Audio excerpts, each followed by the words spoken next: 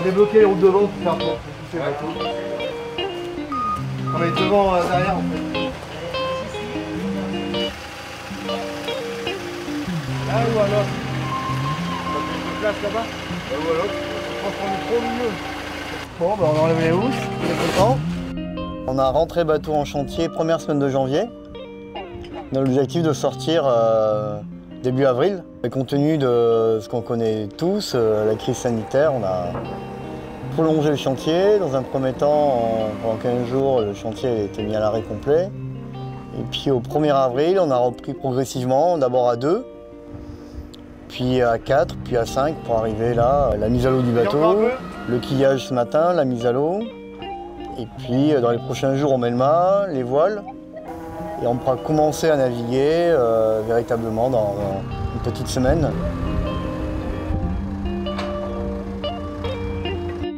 Dans un premier temps en équipage, en essai technique, à la journée, dans la baie des Sables d'Olonne. Donc voilà, sous contrainte, mais bon, on s'adapte. De toute façon, dans un premier temps, nous, c'est ce qui va nous intéresser, c'est naviguer à la journée. On a pas mal de petites choses à essayer. On a modifié également le gréement. On a des voiles neuves qui vont arriver avec des voiles adaptées au tour du monde. Et puis on a voilà, cette casquette qu'on a construite cet hiver dans un objectif de tour du monde, hein, pour être un peu plus protégé. Parce que le confort, c'est la performance.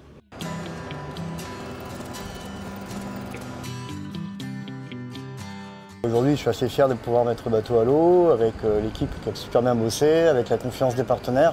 Dans cette période un peu où tout le monde doute de tout, moi j'ai eu tout de suite la confiance de mes partenaires pour dire on va le faire ensemble ce Vendée Globe le 8 novembre. Quand on sera sorti de tout ça, on aura besoin de se projeter et peut-être de rêver et de faire le tour du monde en solitaire.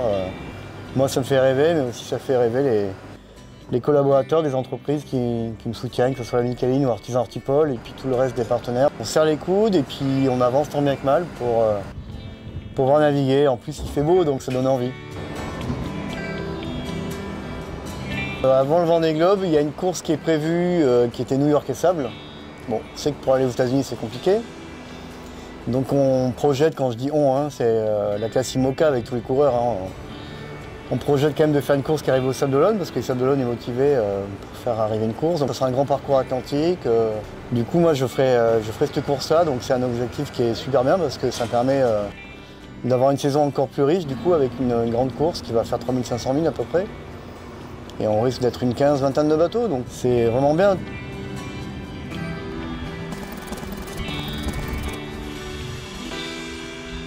Tous autant qu'on est coureur IMOCA, on essaie de se projeter dans un premier temps la fin du chantier, la mise à l'eau de nos bateaux, et après d'être en configuration de course pour pouvoir faire cette fameuse course.